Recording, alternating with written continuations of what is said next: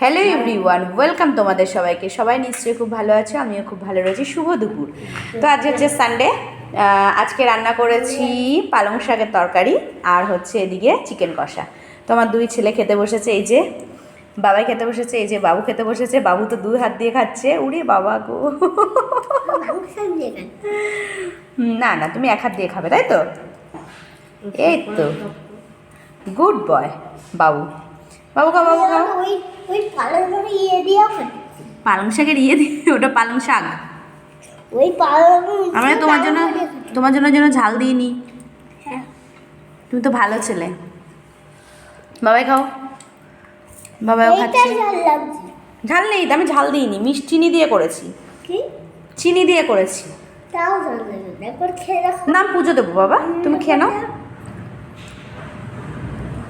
Tata tata করো, tata করো, বাবু tata করো।